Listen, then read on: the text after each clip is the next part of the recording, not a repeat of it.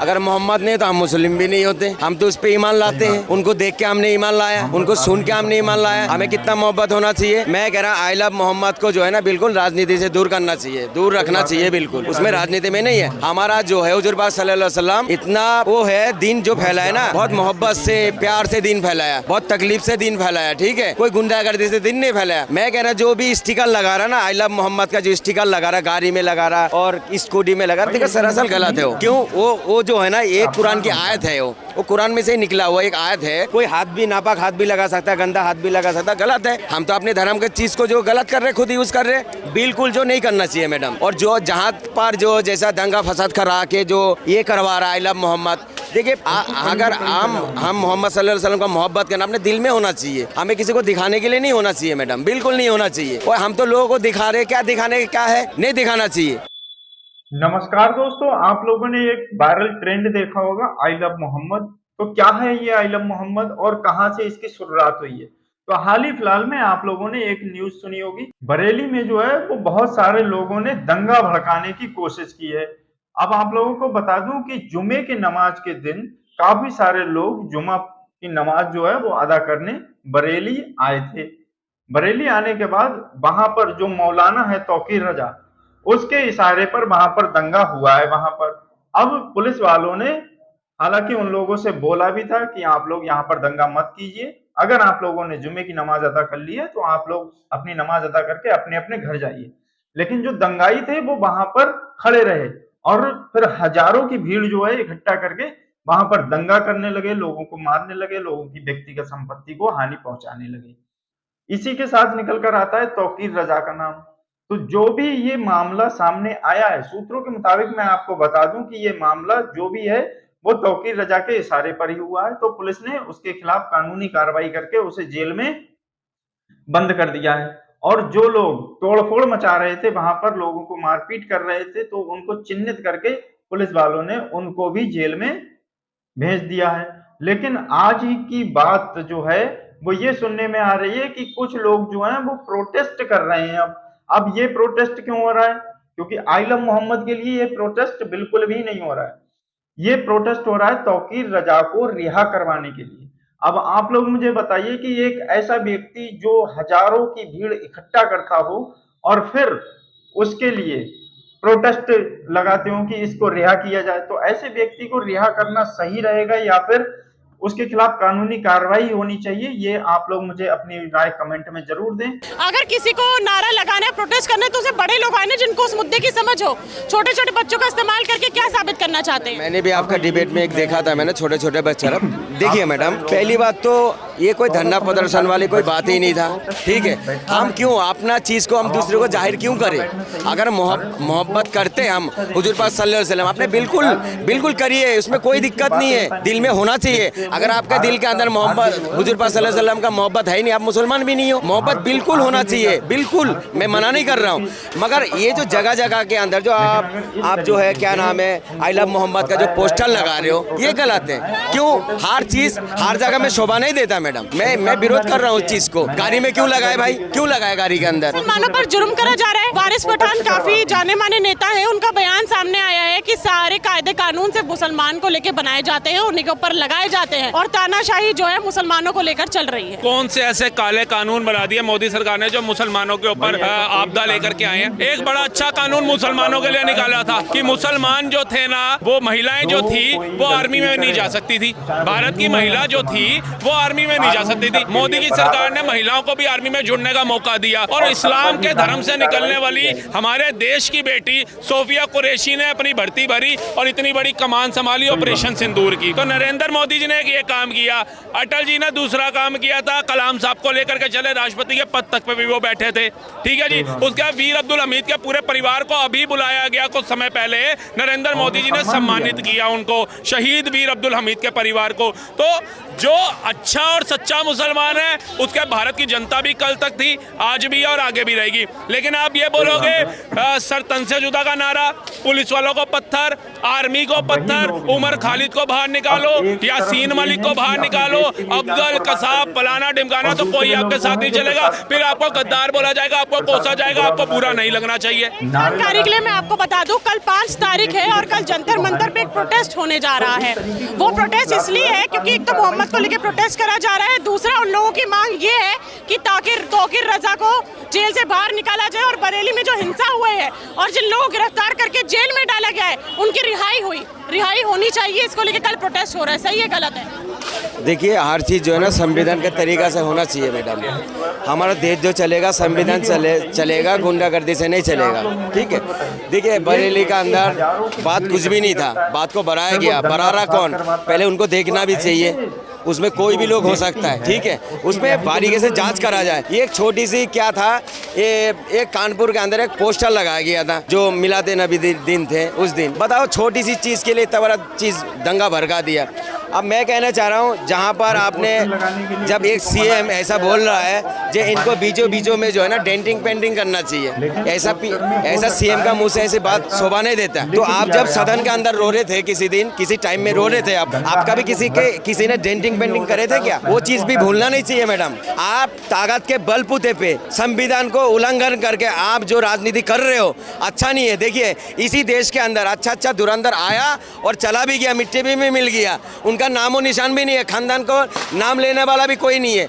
ऐसा दिन देखिए, आपको सत्ता में बैठाया, हिंदू ने भी बैठाया, मुस्लिम ने भी बैठाया, आप सीएम हो, आप सबके लेके चलना पड़ेगा। आप एक धर्म को खुश करने के लिए बहुत सारे लोग पता क्या कर रहे थे, मुल्लों को मारा, बहुत अच्छा करा। जब कुंभ के मेले के अंदर लाश उठा रहे थे बुलडोजर से, ये लोग कहाँ थे? क्यों नहीं विरोध करा? मैंने विरोध करा तो मेरा खिलाफ बोला इन लोग ने। हादसा था, ये भी एक हादसा है, क्या दिक्कत है? आप सहमत हैं इस बात से? कल जो प्रोटेस्ट किया जा रहा है तौकीर रजा की रिहाई के लिए और उन लोगों की रिहाई के लिए जो पकड़े गए हैं उनके लिए, जो है योगी को वोट दिया, जितवाया, इनके नेता खुलेआम बोल रहे हैं, ओबीसी जिनको बहुत बड़ा बैरिस्टर और इतना बड़ा खां वो बना रखा है इन लोगों ने, खुलेआम कर रहे हैं कि भारत का मुसलमान तो भाजपा को वोट नहीं करता है। तो ये कैसे जीत जाते हैं? कौन कर रहा है इनको? SC ST OBC दलित आदिवासी राजपूत ब्राह्मण सारे कर रहे हैं, मुसलमान वोट नहीं कर रहा। और ये बार बार आह्वान भी करता है, जब इलेक्शन आता है हम देखते हैं कई मस्जिदों के अंदर मीटिंगें चलती हैं कि भाजपा को वोट नहीं देना है, इनको हम इतने सीटों से हरा देंगे, हमने इतनी ज़्यादा जाकर के जाँच पड़ताल कर ली है, इतने मुसलमानों के साथ जाकर के, इतनी मौलानाओं के साथ जाके हमारी मीटिंग हो गई है। तो ये इलेक्शन से पहले इतना डर का माहौल क्यों होता है? सारे झूठ बोल रहे हैं। क्या है ये? अभी इलेक्शन का टाइम ने साजिद रशीदी ने पूरा ऑन कैमरा में वीडियो बना के वीडियो डाला है, जो मैंने भी वोट दे के आया हूँ, आप भी बीजेपी की वोट दो। किसने बोला? साजिद रशीदी ने।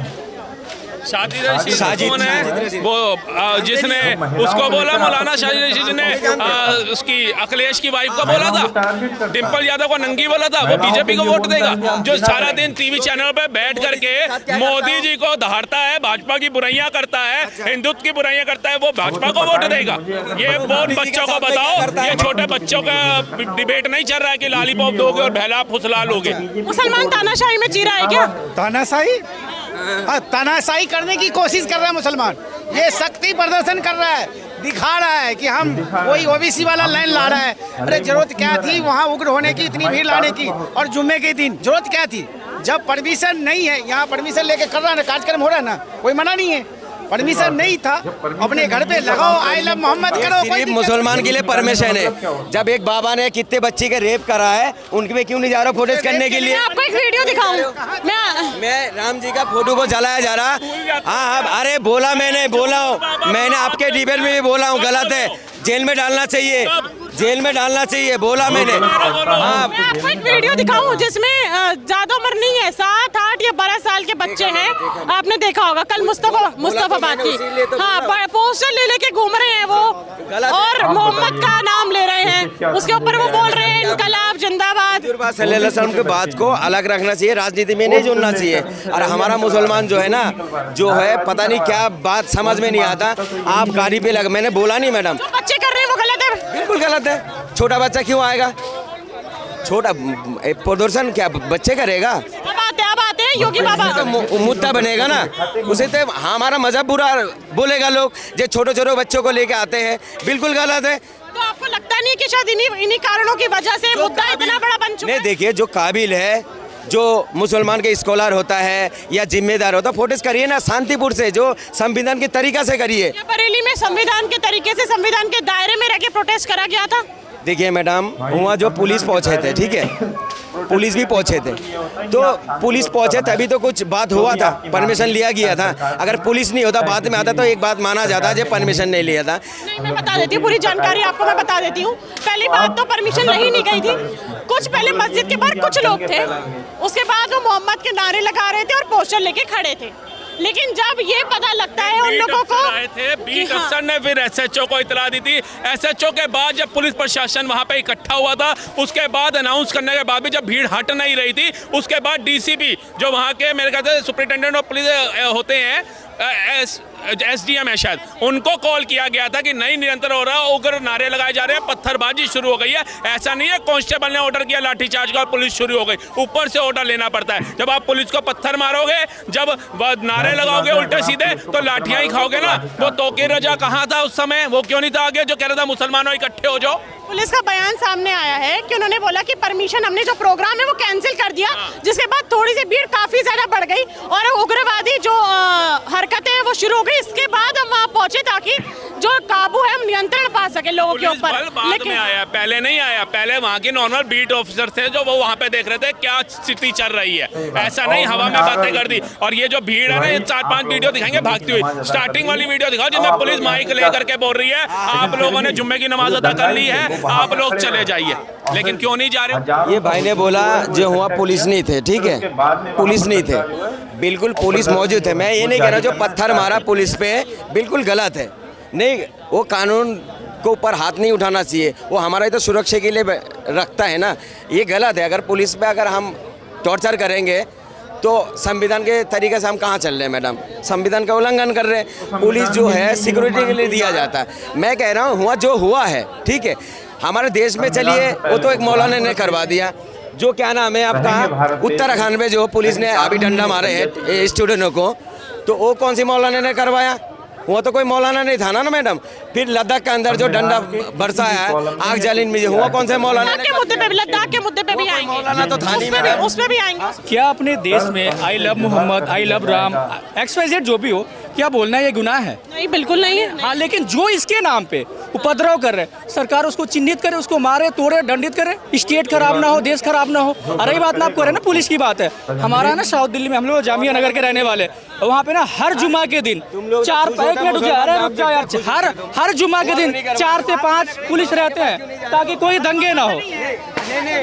हर एक जुमा का नमाज होता है ना, अभी तो नॉर्मल डे में दिन 4 से 5 हमेशा पुलिस वाले रहते हैं ताकि कोई दंगे फसाद कुछ ना हो, कोई उपद्रव ना हो। ये आज की बात नहीं है, ये हमेशा शुरू से चलता हुआ रहा है। तो उसके नाम पे धर्म की राजनीति, चाहे कोई कुछ प्रोटेस्ट कर रहा है तो उसको पकड़ो, चिन्हित करो, उसको लेके जाओ ताकि देश का माहौल खराब ना हो। आप सहमत है कि जो लोग वो मांग उठा रहे हैं वो सही मांग उठा रहे हैं? नहीं, ऐसा नहीं है कि क्या सरकार इतनी नासमझ है कि अगर कोई दंगाई है, अगर वो अंदर है, हमारे सवाल उठाने से उनको बाहर कर देगी? ऐसा तो है नहीं। वो प्रोटेस्ट क्यों हो रहा है? जो जगह जगह ये सारी चीजें फैलाया जा रहा है। हम सीपी की बात करें, सीपी का कुछ मेरे पास ऐसा वीडियो है ना, आप सुन नहीं पाओगे। हम लोग हॉस्पिटल में जाते हैं ना, अगर डॉक्टर भी उसे नहीं सुधारता ना, बोलते हे भगवान, हे राम, ये अल्लाह सही कर दो उसे। आज हम उसका नाम लेके गाली दे रहे हैं। हमारी मानसिकता ये हो गई है। तो आप सहमत है कि जो प्रोटेस्ट करा जा रहा है गलत? अगर दंगाई जो है, अगर उसके अंदर है, अगर उनके खिलाफ हम प्रोटेस्ट कर रहे हैं कि उनको बाहर निकाला जाए, तो ये गलत है। हाँ, ये गलत है। चलिए, अच्छी बात है।